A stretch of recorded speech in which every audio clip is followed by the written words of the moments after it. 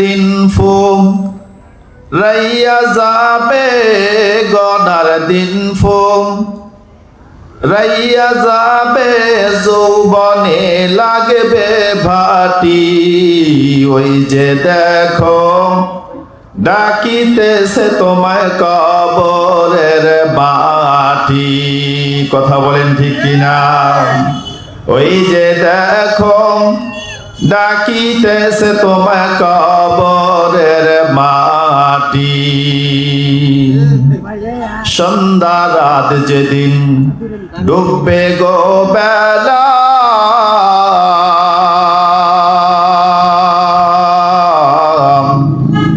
এক সেকেন্ডে শেষ হইবে তোমার দুনিয়ার খেলা। তুমি কারে দিবা জোরে ধমক, কারে দিবা তুমি জোরে ধমক, কার মাথায় মারবা লাঠি।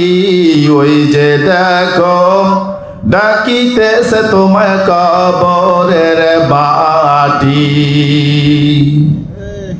খবর পেয়ে আসবে আত্মীয় স্বজন,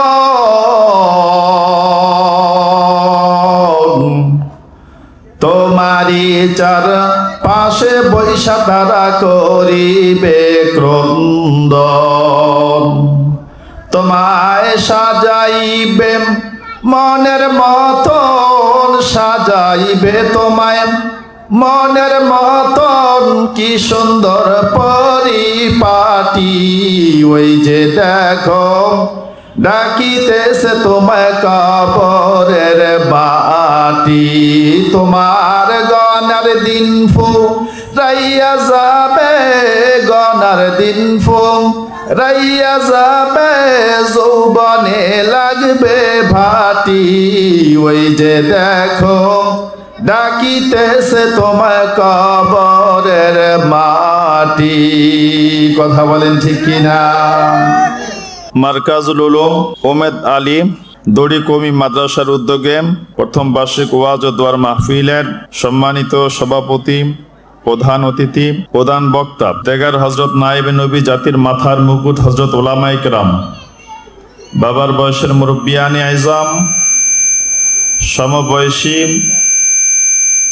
যুবক বন্ধুরা, পর্দার আড়ালে অবস্থানরতা শ্রদ্ধেয়া সম্মানিতা মা ও বোনেরা, রব্বে কারিমের দরবারে অসংখ্য অগণিত শুকর ও সুজুদ যে মহান আল্লাহ জাল্লা শানুহু আম্মা নওয়ালু আমাদেরকে অত্যন্ত ভালোবেসে মহব্বত করে ফিতনা ফাসাদের জামানায়, গুনাহের প্রতিযোগিতার জামানায় 10 মায়ের 10 সন্তানকে কোরআন এবং হাদিসের আলোচনা করবার এবং শুনবার জন্য পরিবেশকে আমাদের অনুকূল করে দিয়ে আমাদেরকে জান্নাতের বাগিচায় আসার বসার তৌফিক দান করেছেন। এজন্য সেই মহান মালিককে সন্তুষ্টি করার লক্ষ্যে ঈমানের বলে বলিয়ান হয়ে উচ্চস্বরে একবার কালিমাতুশ শুকর আদায় করে নিই, আলহামদুলিল্লাহ। মোহতারাম হাজিরিন, যারা আমরা বাজারে দোকানে এদিক সেদিক ঘোরাফেরা করতেছি, জীবনের সবচেয়ে মহামূল্যবান সম্পদ হায়াত। এই হায়াতকে অযথা অহেতুক কাজে কাটিয়ে দিচ্ছি, অথচ মানুষ ইচ্ছা করলে সব করতে পারলেও একটা সেকেন্ড সময় কোটি কোটি টাকার মালিক হলেও একটা সেকেন্ড সময় তার নির্ধারিত ওই সময় থেকে বর্ধিত সে করতে পারবে না। মোহতারাম হাজিরিন, যারা আসছেন তারাও একদিন দুনিয়া থেকে বিদায় হয়ে যাবেন, যারা বসছেন তারাও বিদায় হয়ে যাবেন, যারা আসে নাই বসে নাই শুনবে না তারাও বিদায় হয়ে যাবে, কেউ থাকতে পারবে না। তোমার গনার দিন ফুরাইয়া যাবে, গনার দিন ফুরাইয়া যাবে, যৌবনে লাগবে ভাটি। ওই যে দেখো ডাকিতেছে তোমায় কবরের মাটি। কথা বলেন ঠিক কিনা? ওই যে দেখো ডাকিতেছে তোমায় কবরের মাটি। মাটি। সন্ধ্যা রাত যেদিন ডুববে গো বেলা,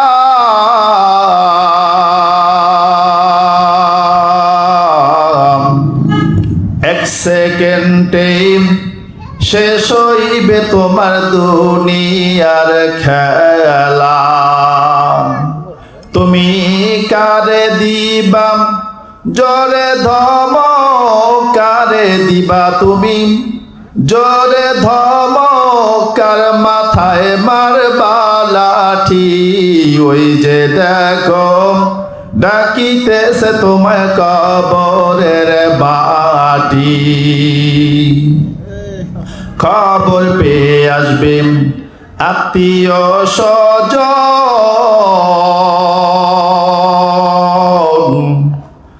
তোমারই চার পাশে বৈশা তারা করিবে ক্রন্দন।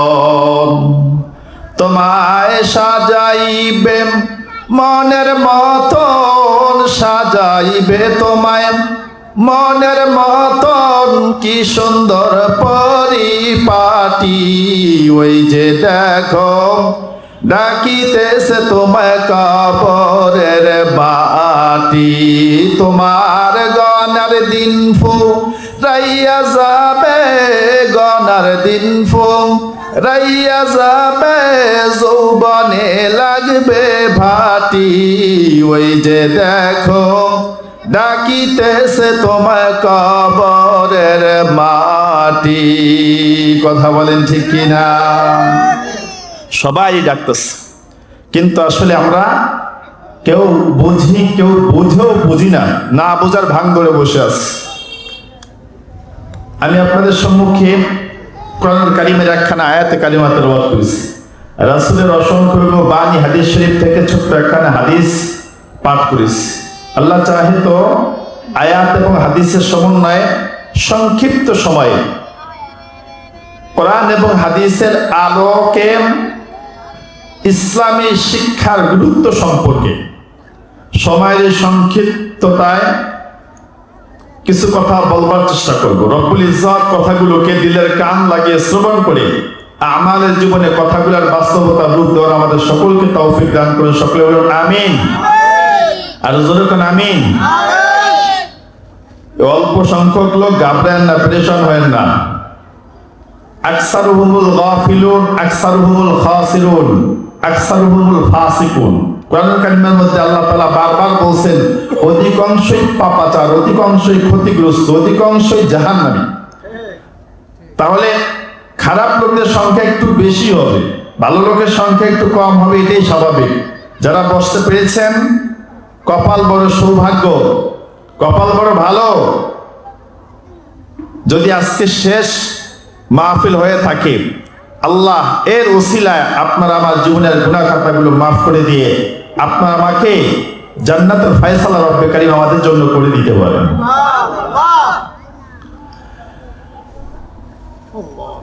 এই সারা পৃথিবীতে শান্তি প্রতিষ্ঠায় রাসূল আকরাম সাল্লাল্লাহু আলাইহি ওয়াসাল্লাম যখন দুনিয়ার ভিতরে পদার্পণ করলেন, আগমন করলেন, ওই যুগটাকে বলা হয় আইয়ামে জাহিলিয়াতের যুগ, বর্বরতার যুগ, অজ্ঞতার যুগ, মূর্খতার যুগ।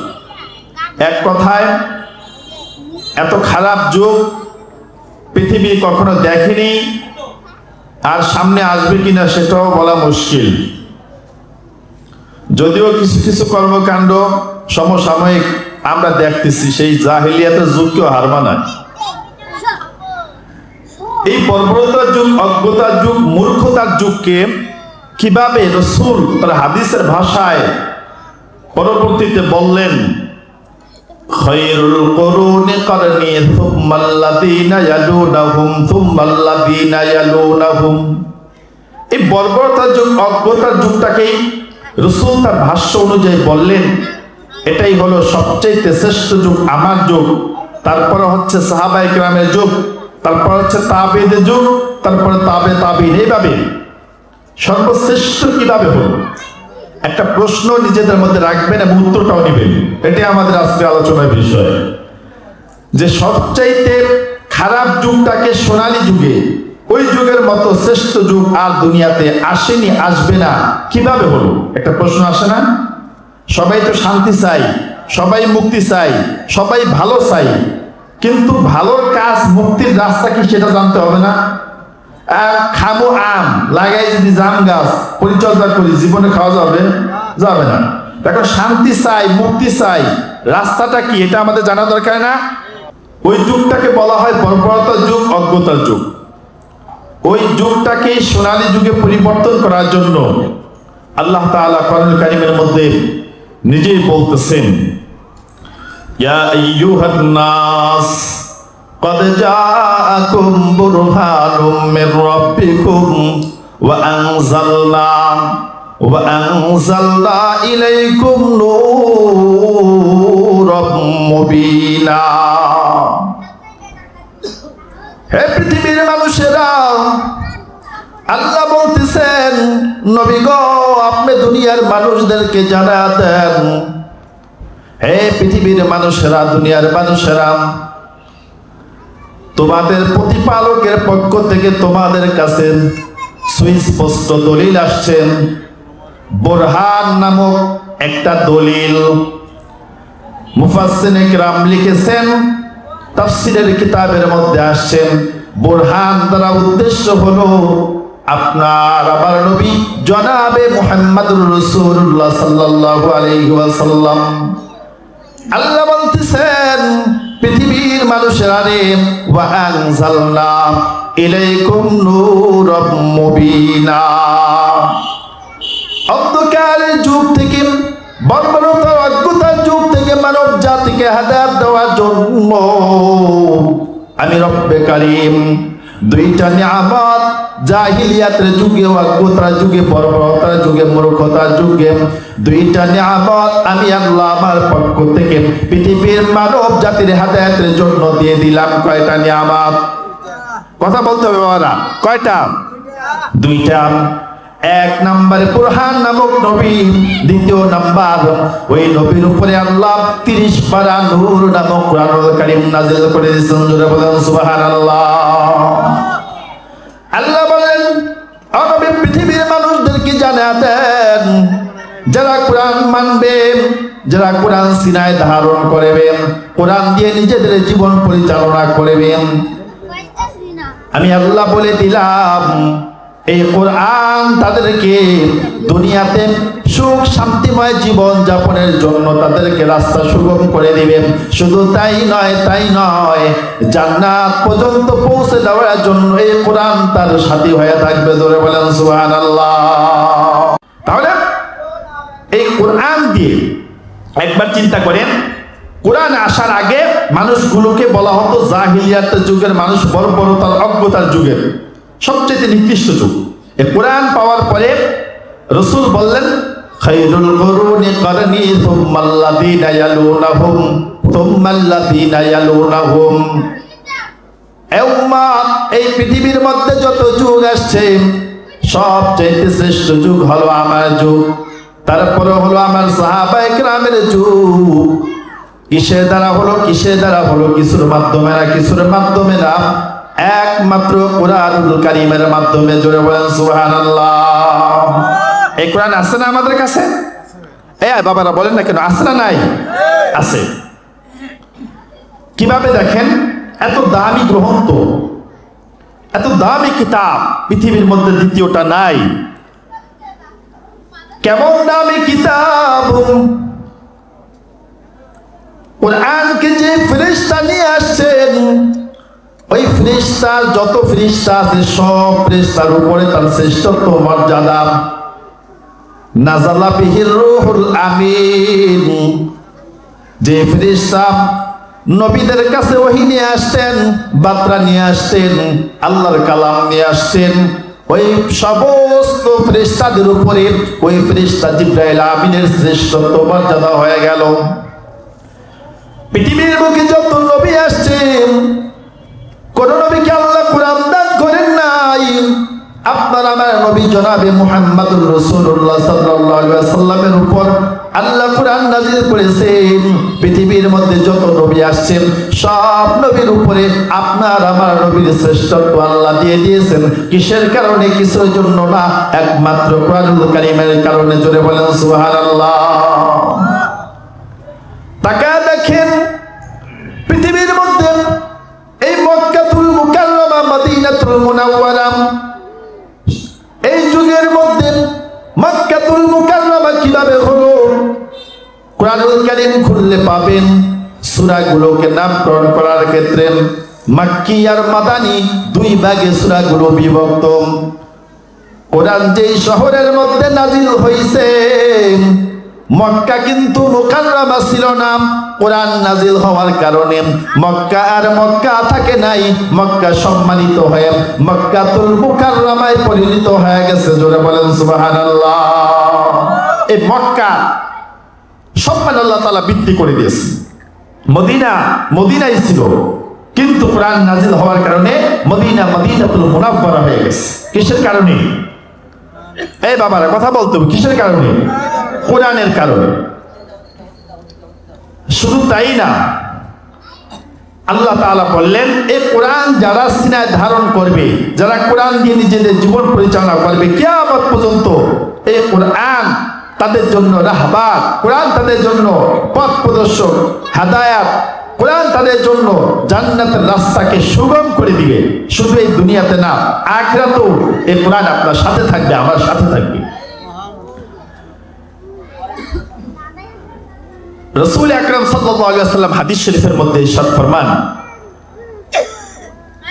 কুন আদিমান আও মুতাআল্লিমান আও মুস্তামিআন আও মুহিব্বান ওয়ালা তাকুন খামিসান ফাতালিক। এই পৃথিবীর উম্মতেরা ভালো মতো দিলের কান লাগায় শোনো। এ মুসলমান ভাই, এ যুবক ভাইরা, এ দাড়ি পাকাওয়ালা মুরব্বী বাবাজিরাম, দিলের কান লাগায় শোনেন। আল্লাহর নবী হাদিস শরীফের মধ্যে ইরশাদ ফরমান, এ উম্মত, তোমাদের জাহান্নাম থেকে মুক্তির, জাহান্নাম থেকে বাঁচার রাস্তা হলো চারটা। কয়টা? জাহান্নাম থেকে বাঁচার রাস্তা কয়টা? চারটা। ওয়াজ মুখস্থ করে যাবেন, শুধু এখানে কান শো করবেন না। মুখস্থ করে যদি কিছু নিয়ে যাইতে পারেন, আমলে কিছু বাস্তবায়ন করতে পারেন, তাহলে লাভ হবে। অন্যথায় এখানে এসে আওয়াজ শুনলেন, কিছু আওয়াজ কানে বাড়ি খাইলো আর চলে গেলেন, ওয়াজ হয়েছে জমে ফাটাফাটি ওয়াজ হয়েছে। সকালবেলা গেল কি কইছে জুড়ে, হেঁটে তো কইতে পারবো না, কানে আওয়াজ বাড়ি খাইছে আর শুধু মজা নিস। ফজরের নামাজও শেষ, সকালবেলা জিগায় কিছু কইতে পারবে না। এমন ওয়াজ শুনলে হবে? এমন ওয়াজ শুনলে হবে না। তাহলে বললাম আমাদের জাহান্নাম থেকে মুক্তির রাস্তা কয়টা? চারটা। আমার কথা না, রাসূল আকরাম সাল্লাল্লাহু আলাইহি ওয়াসাল্লাম হাদিস শরীফের মধ্যে বলছেন, কুন আলিমান, পৃথিবীর মানুষেরা তোমাদের মুক্তির রাস্তা জাহান্নাম থেকে তোমরা মুক্তি পাইবা। এক নম্বরে তোমাদের রাস্তা হলো কুন আলিমান, তুমি আলেম হও। তুমি কি হও? আলেম হও। আলেম কেন হবেন? আলেম কেন হতে হবে? আলেম কেন বানাইতে হবে? এটার বাস্তব উজ্জ্বল দৃষ্টান্ত আমি আপনাদের সামনে পেশ করব। কেন বানাইবেন, কেন হবেন? অনেক দাড়ি পাকাওয়ালা মুরব্বী বাবারা আছেন, প্রশ্ন করবেন, হুজুর আমার তো এখন আলেম হওয়ার বয়স নাই, আমি পড়ালেখা করতে পারবো না। হুজুর এটার গুরুত্ব আগে বুঝি নাই, এখন বুঝতেছি, বুঝলেও কোনো কাজ হবে না। মুরব্বী বাবা আছে, তাকে দাড়ি পেকে গেছে, মাদ্রাসা বক্তব্য ভর্তি করে দেয়, আর পড়ালেখা করা সম্ভব? আর কি এই সময় আছে? সময় নেই। এজন্য ইলম শিখতে হবে, জানতে হবে, পড়তে হবে, কোরআন সিনায় ধারণ করতে হবে। কারণ মুক্তির রাস্তা এই কোরআন, মুক্তির রাস্তা হলো আলেম হওয়া। আলেম হওয়ার জন্য পড়তে হবে। কোথায়? স্কুলে নাকি কোথায়? মাদ্রাসা। স্কুলে পড়ায় এই একটু আগে বললো হাট্টি মাটির টিম, ওই ঘোড়ার ডিম পড়াইতেছে। এখন তো বর্তমানে সিলেবাসের বেহাল দশা, রান্না বান্না, ঘুম আসবে, ডিম বাজবে কিভাবে, এগুলো শেখানো হয়। শিক্ষার দুর্গতি। আলেম কেন হবেন? সবাই আলেম হতে পারবেন না, সবার আলেম হওয়া সম্ভাবনা আল্লাহ তাআলা ভিন্ন আয়াতের মধ্যে বলেন, ফালাউলা নাফারা মিন কুল্লি ফিরকাতিন মিনহুম তাইফাতুল লিয়াতাফাক্কাহু ফিদ্দীন। দুইটা শব্দ আছে আয়াতের মধ্যে, পুরোপুরি ব্যাখ্যা করা সম্ভব নয় সময়ের স্বল্পতার কারণে। ফিরকা মিন কুল্লি ফিরকাতিন মিনহুম তাইফা, ফিরকা শব্দের অর্থ হচ্ছে বড় দল, তাইফা মানে ছোট দল। আল্লাহ বলতেছেন প্রত্যেকটা বড় দল থেকে ছোট্ট একটা দল বের হবে, তারা কোরআনের জ্ঞান শিখবে, তারপরে এসে যারা শিখতে পারে নাই তাদের কাছে এসে পৌঁছে দিবে।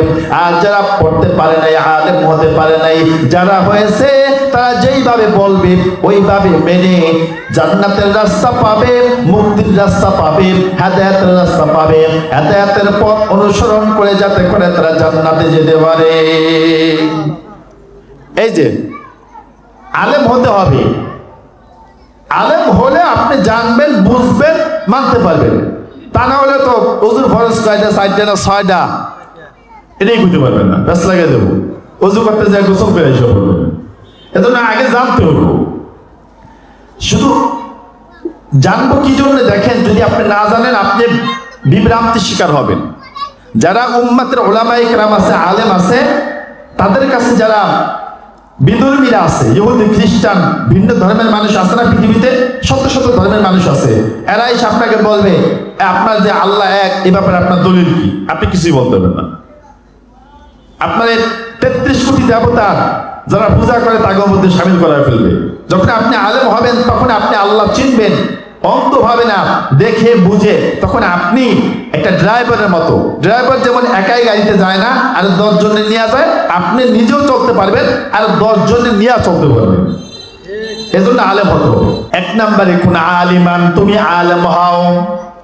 এ বাবাজিরা, আমি দীর্ঘায়িত করতে পারবো না। 1 নম্বরে নবী বললেন তোমাদের জাহান্নাম থেকে মুক্তির রাস্তা হলো তোমরা আলেম হও। প্রশ্ন করবেন, হুজুর আমার তো এখন বয়স নাই, আমি মাদ্রাসায় গিয়ে পড়ব। ও হুজুর, আমার তো এখন সাংসারিক কাজের মধ্যে আছি। হুজুর আমার 40 বছর হয়ে গেছে, 50 বছর হয়ে গেছে, হুজুর আমি তো আলেম হতে পারবো না। আল্লাহর নবী বলেন তোমার 2 নম্বর মুক্তির রাস্তা হলো আও মুতাআল্লিমান। কি? তুমি আলেমের ছাত্র হও। কি হও? আলেমের ছাত্র হও। ব্যাখ্যা করে বলেন, এখন দেখবেন আলেমের ছাত্র নিজেও হয় নাই, এমন হতভাগা পুরা কপালওয়ালা কেউ যেন আমরা না হই। এই যে মাদ্রাসা আপনার সামনে, নবী বললেন তোমাদের জাহান্নাম থেকে মুক্তির রাস্তা হলো 2 নাম্বার, তোমরা আলেমের ছাত্র হবা। এ বাবাজিরা, আপনারা যারা আলেম হতে পারেন নাই, ওই কবরে সবাই যেতে হবে কিনা? যাইতে হবে তো। ওই কবরে যাওয়ার পর যারা আলেম হবে, কোরআনের সাথে ভালো সম্পর্ক থাকবে। আল্লাহ নবী হাদিস শরীফের মধ্যে বলেন, ইদা উজিয়াল মাইয়িতু ফি কবরিহি জাআল কুরআনু ইনদা রাসিহি ওয়াস সালাতু আন ইয়ামিনি ওয়াস সিয়ামু আন শিমালি ওয়া সাইরুল হাসানাতি ইনদা রিজলাই। আল্লাহ নবী ডাক দিয়ে বলেন, উম্মত নবী ভুলে গেলে চলবে না, স্মরণ রাখিও। যখন কোনো বান্দাকে, যখন কোনো কোরআনওয়ালাকে, কোরআনের অনুসারীদেরকে, কোরআনের মুহাব্বতকারীকে কবরের মধ্যে রাখা হয়, কবরের মধ্যে রাখার সঙ্গে সঙ্গে কোরআনের আমল, কোরআনের মুহাব্বত, কোরআনের আজমাত এই মাথার দিক চলে আসে, নামাজ ডান দিকে চলে আসে, রোজা বাম দিকে চলে আসে, যাবতীয় সমস্ত আমলগুলো পায়ের দিক চলে আসে। ফেরেশতারা যখন প্রশ্ন করতে আসেন, মান রব্বুক ওয়া মা দীনুক ওয়া মান নাবিয়ুক, এই আমলগুলো চতুর্দিক থেকে ফেরেশতাকে প্রশ্ন দিতে বারণ করে, প্রশ্ন দেওয়ার থেকে বিরত রাখে, প্রশ্ন দিতে বাধা দেয়। ফেরেশতা আল্লাহর কাছে চলে যায়, আল্লাহ গো কার কাছে পাঠাইলাম? যার কাছে প্রশ্ন করার জন্য পাঠাইলা।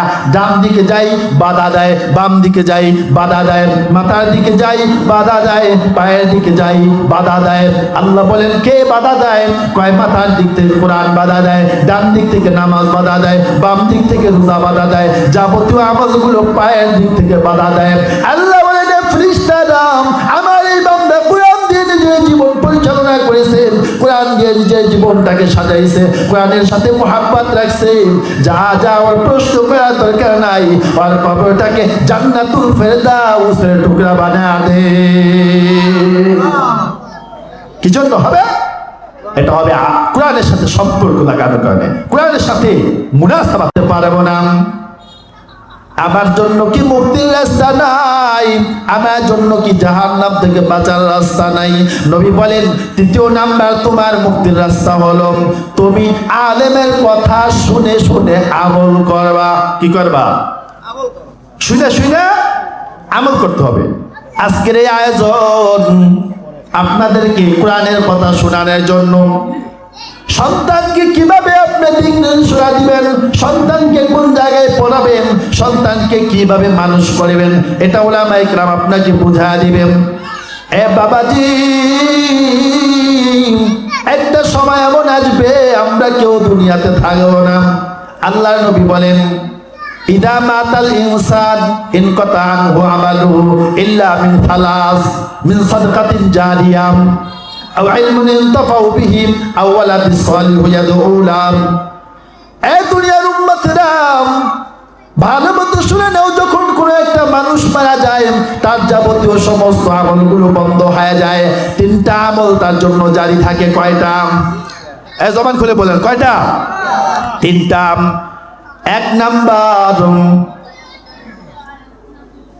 মিন সাদকাতিন জারিয়া।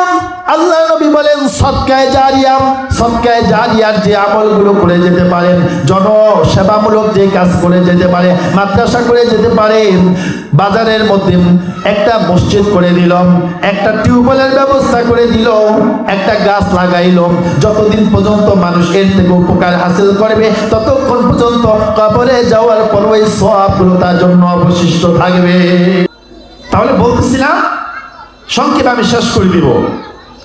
আসলে এই চারটার ব্যাখ্যা করতে গেলে অনেক সময় লাগবে, তিনটার ব্যাখ্যা আমি করতে পারবো না। আমি বলতে চাচ্ছিলাম যে আমাদের চতুর্থ নাম্বার, রাসূল বলতেছেন তোমাদের চতুর্থ নাম্বার মুক্তির রাস্তা হলে তোমরা আলেমকে মোহাব্বত করবা। কি করবা? আও মুস্তামিয়ান আও মুহিব্বান, তোমরা আলেমকে মোহাব্বত করবা। যার সাথে যার মোহাব্বত তার সাথে তার কিয়ামত।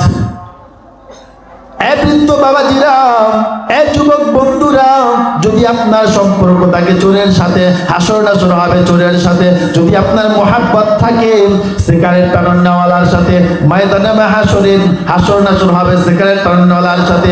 যদি আপনার মোহাব্বত থাকে কোরআনের হাফেজের সাথে, যদি আপনার মোহাব্বত থাকে কোরআনের হাফেজের সাথে, মোহাব্বত থাকে ইমাম সাহেবের সাথে, মোহাব্বত থাকে মাদ্রাসার সাথে, মোহাব্বত থাকে মসজিদের সাথে, আপনার হাসর নাসর হবে উত্তম, আপনার হাসর নাসর হবে ভালো। এই কোরআনের প্রতি মোহাব্বত, ভালোবাসা, আজমত আমাদের প্রত্যেকের থাকা নৈতিক দায়িত্ব, ঈমানি কর্তব্য।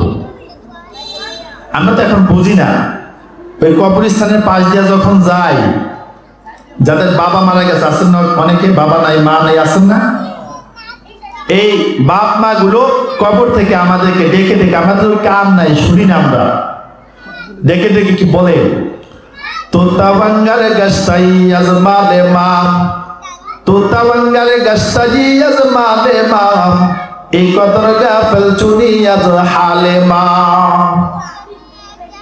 আরে সন্তান, আরে আমার ছেলে, আরে আমার মেয়ে, তোদের জন্য আমি দুনিয়াতে কত বালাখানা তৈরি করে আসলাম, দুনিয়াতে আমি গাড়ি রেখে আসলাম, আরাম আয়েশের জিন্দেগি যাপন করার জন্য ব্যবস্থা করে আসলাম।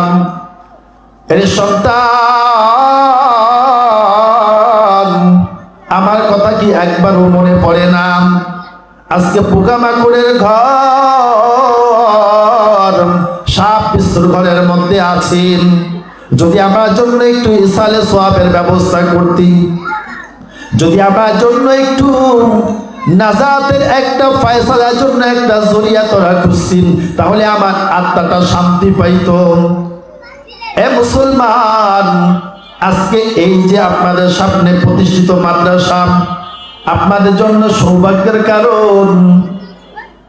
হতে পারে আপনি মাদ্রাসায় পড়তে পারেন নাই, আলেম হতে পারেন নাই, সন্তানকে বানাইতে পারেন নাই, নাতিপুতি আছে তাদেরকে ভর্তি করেন। আমার মন বলে একদিন এই দুনিয়াতে আমরা যেহেতু কেউ থাকবই না, আপনার নাতি আপনার সন্তান আপনাকে সমাধিস্থ করার পরে যখন কালামুল্লাহর মধ্যে হাত দিয়ে বিসমিল্লাহির রহমানির রহিম পড়বেন, আমার আল্লাহর কুদরতি দরিয়ার মধ্যে জোশ মেরে যাবেন। আল্লাহ ডাক দিয়ে বলবেন, এ ফেরেশতারা, যেই বান্দার নাতিপুতি, যেই বান্দার সন্তান, আমি আল্লাহকে বলতেছেন, আমি আল্লাহ নাকি রহমান, আমি আল্লাহ নাকি রহিম, আমি আল্লাহকে রহিম বলছে, আমি আল্লাহ বড় দয়ালু, আমি আল্লাহ বড় মেহেরবান, আমি আল্লাহ তাদের বাবা মা, তাদের দাদা দাদি, তাদের নানার কবরে শাস্তি দিতে পারি না। যা ফেরেশতারা যা, ওই সন্তানের উসিলায়, ওই নাতিপুতির উসিলায় তাদের প্রত্যেকের কবরখানাকে জান্নাতুল ফেরদাউসের টুকরা বানিয়ে দে। একটা ওসিলা তো রেখে যেতে হবে, সে ওসিলা আপনাদের সামনে এখন বিদ্যমান। আপনারা প্রত্যেকেই নিজের জন্য নিজের মনে করে যে আমি আমার সন্তানকে, আমি আমার নাতিপুতিকে যদি ভর্তি করাইতে পারি, একটা হরফ শিখলো 10টা নেকি পাবে। আমি যে মাদ্রাসায় দিয়ে আসছি, যতদিন পড়বে, যতদিন বাইচা থাকবো, ততদিন একটা সোয়াবের অংশ আমি কবরে যাওয়ার পর অটোমেটিক পাইতে থাকবো। মোহতারাম হাজরিন, যেহেতু একটু সময় পেয়েছি, সংক্ষিপ্ত সময় আরেকটু সামনে আপনাদেরকে নিয়ে যাব, বিরক্ত বোধ মনে করবেন না। আমি বলতেছিলাম আমাদের চতুর্থ মুক্তির রাস্তাটা হচ্ছে আও মুহিব্বা, আলেমদেরকে কি করা, মুহাব্বত। ভুলে গেছেন বাস। 1 নম্বরে আলেম হওয়া, 2 নম্বরে আলেমের ছাত্র হওয়া, 3 নম্বরে আলেমের কথা শুই না আমল করা, 4 নম্বরে আলেমকে মুহাব্বত করা। কি করা? মুহাব্বত করা।